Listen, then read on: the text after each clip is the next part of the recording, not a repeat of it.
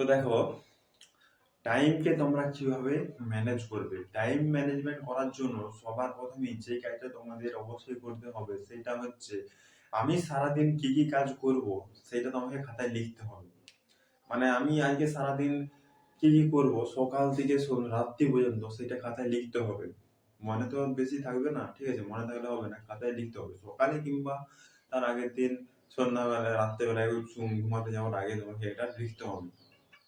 প্রতি ঘন্টায় আমি কি কি করছি। যেমন সকালে আমি ধরো ছটার সময় উঠছি, ছটার সময় উঠে আমি কি করছি, ব্রাশ করছি, ঠিক আছে, চা খাচ্ছি, স্নান করছি, মুড়ি খাচ্ছি, ভাত খাচ্ছি ইত্যাদি। এরকম লিখতে হবে কথায় দিয়ে। তারপরে আমি আটটা আটটার পর থেকে কি করছি, নটার পর থেকে কি করছি, নটা থেকে দশটা কি করছি, দশটা থেকে এগারোটা কি করছি। প্রতিটা ঘন্টা হিসাব তোমায় করতে হবে। কারণ এই যদি না তুমি প্রতিটা ঘন্টার হিসাব করতে পারো, কারণ 1 ঘন্টা মানে অনেক সময়, তুমি 1 ঘন্টা বসে বসে কাটাতে পারবে? তোমাকে যদি 1 ঘন্টা দেওয়া হয় যে 10টা থেকে 11টা বসে বসে কাটাও, দেখবে অনেক সময়। 1 ঘন্টা মানে বিরাট অনেকটা সময়। তাই নিজের সময়টায় কাজে লাগাও, ঠিক আছে। কেউ তোমাকে এসে বলবে না যে তুই কেন ভাই তুই কাজ করছিস না, কেন খেতে পারছিস না, ঠিক আছে। তোমার পেছনে অনেক লোক লাগবে, কিন্তু কেউ এসে বলবে না যে তুই কেন খাসনি, এই বেলায় কেন তুই খাসনি, সেই বেলায় কেন খাসনি, ঠিক আছে। এইসব কেউ কিছু বলবে না।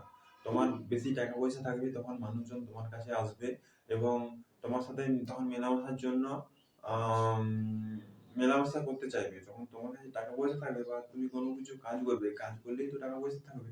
তাই তখন তোমার বন্ধু বান্ধবের সংখ্যা বাড়বে, কারণ বন্ধু বান্ধব মানুষজন তোমার সাথে থাকতে চাইবে তখন। এই যুগটা এরকমই। মানে যাদের অনেক কিছু আছে, টাকা পয়সা আছে, তাদের সাথে মানুষ বেশি মিশতে চায়, ঠিক আছে। আর যারা মানে আস্তে আস্তে করে উঠতে চাইছে তাদের পেছনে লাগতে চায়। তো তারাই লাগে যারা সমানে সমান আর কি, মানে এও সমান, এই আস্তে আস্তে উঠছে আর এও সমান, তারাই লাগে। কিন্তু তার নিচের লোকগুলো লাগতে আসবে না, আর যারা উপরে আছে তারা লাগতে আসবে না। এরকম সিস্টেমে এগোচ্ছে। তাই টাইম ম্যানেজমেন্ট করে নিজেকে সেটা এগিয়ে নিয়ে যেতে হবে। কারণ সবার কাছেই আমাদের 24 ঘন্টা সময়। মুকেশ আম্বানির কাছেও 24 ঘন্টা, বিল গেটসের কাছেও 24 ঘন্টা, আমার কাছে 24 ঘন্টা, সবার কাছেই 24 ঘন্টা সময়। তুমি যদি একমাত্র এই টাইমটাকে ম্যানেজমেন্ট করতে পারো তবে তুমি সবার থেকে এগাতে পারবে।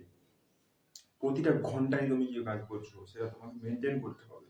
যে আমি ভালো কাজ করছি না খারাপ কাজ করছি সেটা তোমাকে জানতে হবে, এবং জেনে সেটা কি করতে হবে, সেটা খাতায় লিখতে হবে। এবং লেখার পর প্রতি ঘন্টায় দেখবে তুমি এখানে অনেক সময় পাবে।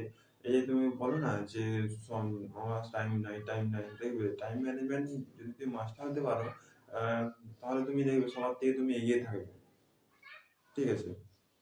তাই টাইম ম্যানেজমেন্টে মাস্টার হয়েও আর নিজেকে টাইম ম্যানেজমেন্টে মাস্টার তৈরি করে তোলো, ঠিক আছে, এতে তোমারই উপকার হবে। আর টাইম ম্যানেজমেন্ট খুবই একটা ভালো জিনিস।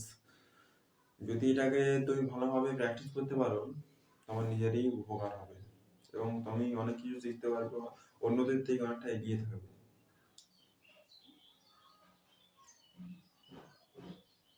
তাই প্র্যাকটিস করো টাইম ম্যানেজমেন্ট কিভাবে করবে।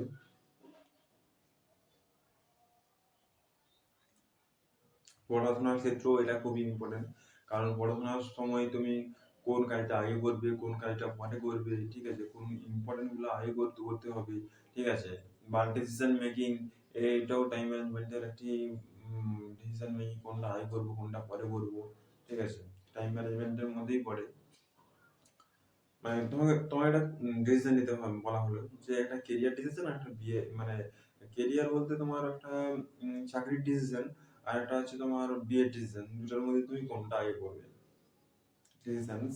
তাহলে টাইম ম্যানেজমেন্টের মধ্যে পড়ছে যে কোনটা কোন টাইমে করব, এটা এই টাইমে করব, তারপরে ওইটা ওই টাইমে করব। তো এটা হচ্ছে ওই টাইম ম্যানেজমেন্টের মধ্যেই সব কিছু পড়ছে। আমরা যা কিছু কাজ করছি সব ওই টাইম ম্যানেজমেন্টের মধ্যেই পড়ছে, ঠিক আছে। তাই টাইম ম্যানেজমেন্ট প্র্যাকটিস করো প্রতিদিন। হয়তো তোমরা দেখবে যে টাইম তুমি খাতায় খাতায় টু ডু লিস্ট লিখলে, তারপরও দেখবে অনেক কিছু কাজ করতে পারছো না, চিন্তার কোনো কারণ নাই, তারপরে কাজগুলো করবে। একটা কাজ তো হলো না, তো কি হয়েছে, তারপরে কাজগুলো করবে। এইভাবে টাইম ম্যানেজমেন্ট করতে হবে, ঠিক আছে? আজ এ পর্যন্তই তাহলে, সবাই ভালো থাকবে। Yes.